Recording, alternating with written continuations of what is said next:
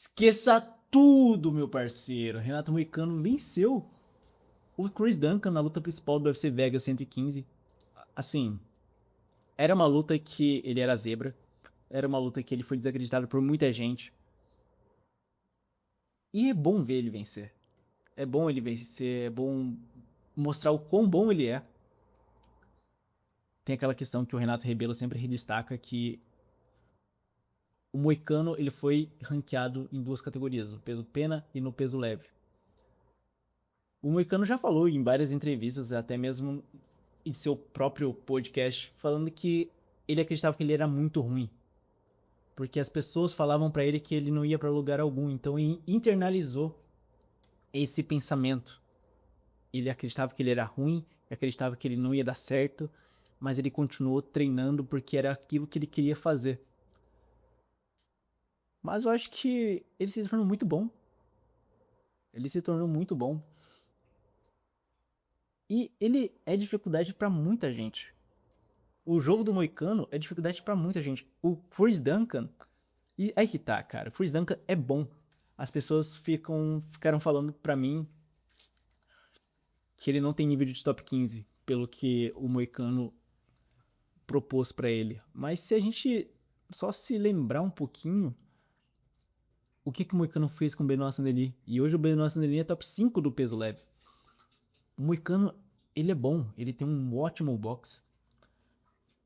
E ele tem uma característica que as pessoas talvez não percebam, mas quando ele vai pro chão, ele é muito perigoso. Eu acredito que ele é mais perigoso até mesmo do que o Charles, eu posso dizer. Claro que não em questão de finalização, mas em dano.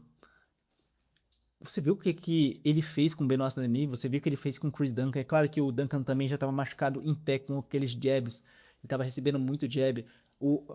A defesa de low kick do Moicano estava muito boa também na luta. Assim, ele não sofreu nenhum golpe de low kick do Duncan. O Duncan tentava aquele chute, mas o Moicano sempre defendia e contra-atacava muito bem, usou muito bem os jabs. E ele conseguiu neutralizar o Duncan.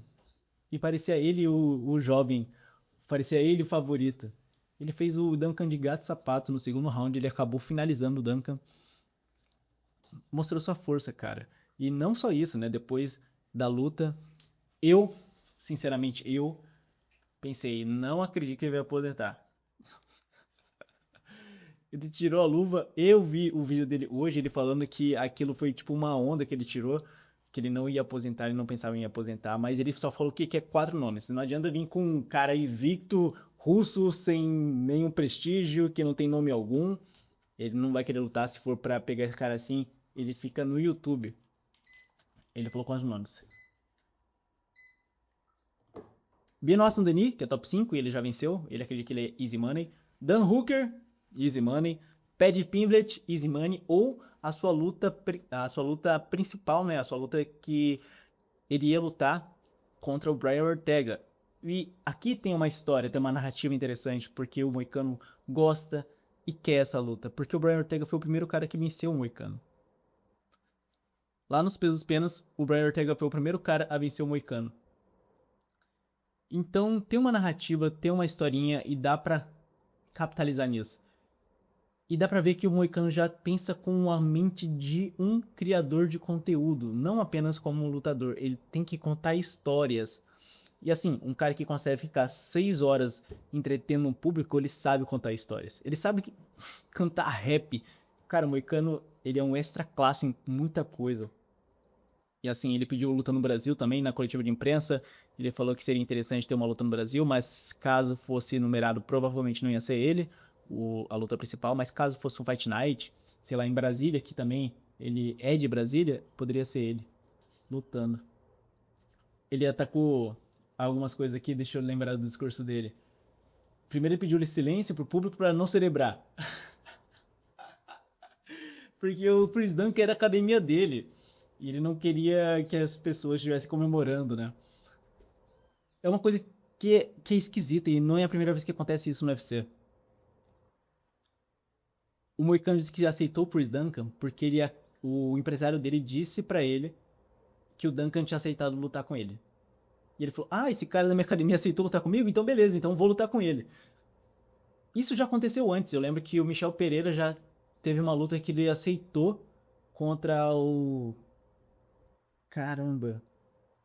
Contra o cara da mesma academia que ele, que é georgiano. Me esqueci o nome dele, cara. Georgiano, peso médio, UFC. Que não tá numa boa fase ainda, aliás. Roma Dolidze, exato.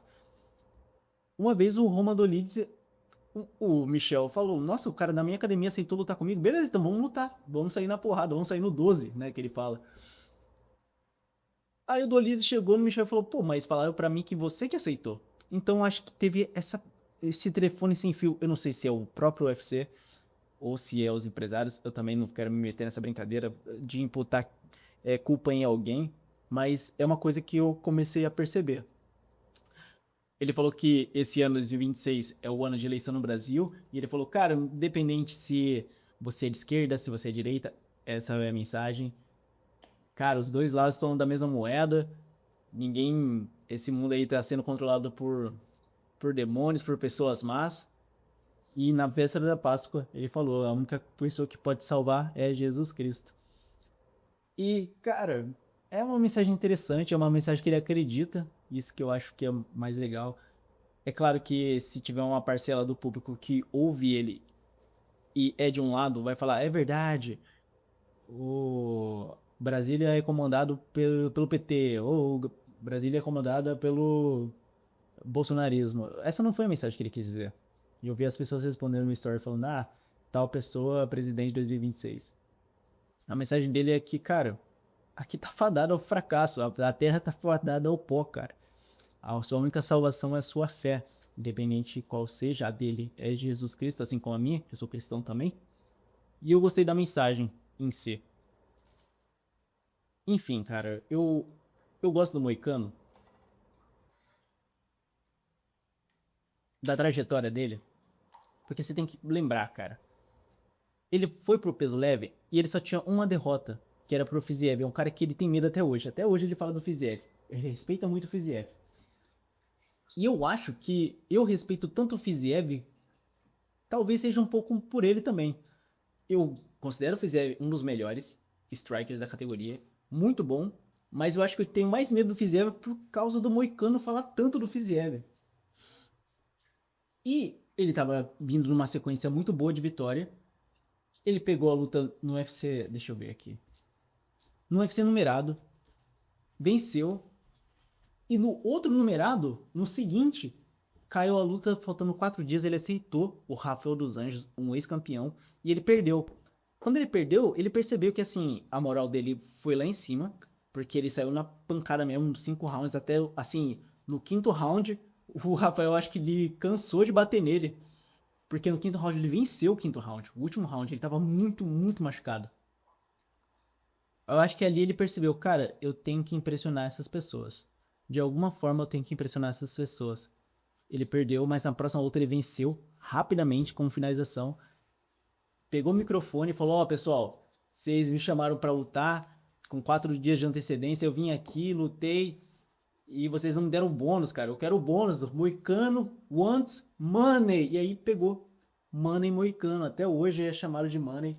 Aquela entrevista ali foi a grande virada de chave da carreira dele. Porque ele conseguiu entender que, assim, beleza, as pessoas gostam de mim pelo que eu sou. Eu tô falando a minha verdade. Deu pra ver que ele tava nervoso falando, mas assim, era a verdade dele. E ele falou a verdade dele e as pessoas conectaram com ele. E aí, na próxima entrevista, ele começou a falar: Papai, você engravidou e eu vou ter que chegar em casa e engravidar minha mulher também. E olha aí, ele engravidou mesmo a mulher dele. Engraçado, não sei se foi por causa do pai dele. Quando ele voltou a lutar, foi em 2024, porque em 2023, ó, em 2022, ele venceu e fez Moicano Wants Money no UFC 281. Quando o Alex Pereira foi lutar com a Adesanya pela primeira vez no UFC e foi campeão peso leve, peso médio, perdão. 2023, ele ia lutar com outro cara da academia da American Top Team, o Arman Tsarukyan, que aliás é um cara muito bom. É um cara que se mostrou a personalidade dele ainda mais. Eu toda hora eu tô vendo algum Reels do Arman Tsarukyan. Eu não sei se você é o mesmo. Mas aqui no meu celular, cara, toda hora aparece o Arman Tsarukyan, Nina e o Arman Tsarukyan com alguns streamers, o Arman Tsarukyan em algum lugar, o Arman Tsarukyan comendo, sei lá, alguma comida muito grande, ou o Arman Tsarukyan bebendo alguma coisa, descendo na neve, sabe? Ele aprendeu que essa parada do UFC de dezembro até janeiro, que deu uma paradinha umas 6 semanas, ele usou massivamente para criar conteúdo. E tá criando conteúdo até agora. Então o Armando Sorikin entendeu essa produção de conteúdo. O Moicano já entendeu muito antes, cara. O Moicano entendeu muito antes. Porque no ano que ele ficou parado sem lutar, porque ele tava com uma lesão no joelho, e assim, muita gente não se lembra disso, mas assim, ele teve uma lesão muito grave no joelho e voltou a lutar. E acho que ele voltou ainda melhor. Ele começou a produzir conteúdo em inglês para melhorar o inglês dele. E ele tem aquele inglês quebrado, sabe? Que é o inglês das ruas, é o inglês assim que ele aprendeu moda caralho, assim, com o pessoal conversando com os amigos.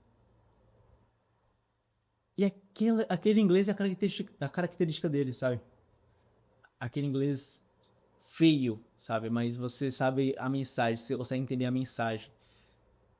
E depois ele foi, cada vitória, pegando o microfone e falando, coletivo de imprensa, se ele colocava a sua exposição, a sua verdade, e mostrou ainda mais sobre questão econômica, questão de finanças, questão das suas filosofias, questões dos seus conceitos, questões dos seus valores, e isso fez as pessoas se aproximarem dele.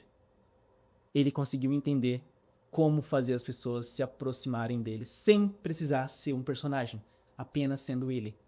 E é por isso que eu até fiz uma newsletter falando sobre isso. Eu vou deixar o link aqui embaixo, caso você queira saber sobre o que eu escrevi. É bem mais indexado do que eu falando, porque eu me perco, sou um pouco prolixo. Começo a pensar em vários temas ao mesmo tempo. Mas o Moicano, o que eu mais gosto dele é porque ele é verdadeiro em tudo que ele faz, sabe?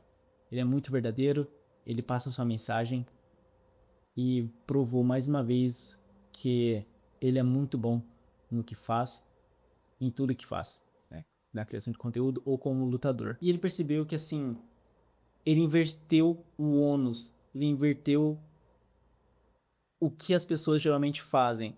Por exemplo, muitos lutadores, eles ficam de cheque em cheque. Muitos lutadores, eles ficam buscando relevância na semana da luta. E quando eles não lutam, eles não têm relevância nenhuma, eles não produzem nada.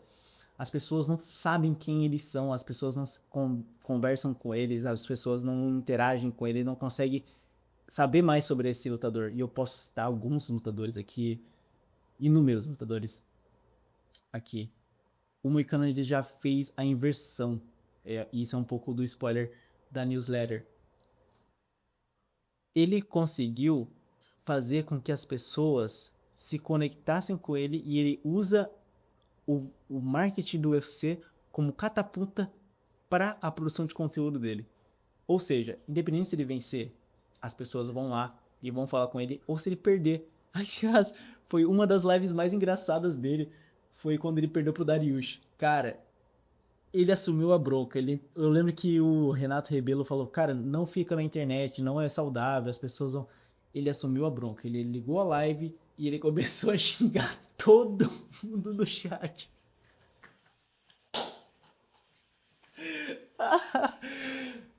Ai, cara, eu sou muito fã desse cara. Espero um dia conhecer ele. Mas você gostando ou não, Moicano wants money. Se inscreve no canal, deixa o seu like aí se você gostou da conversa. E eu te vejo amanhã. Até mais.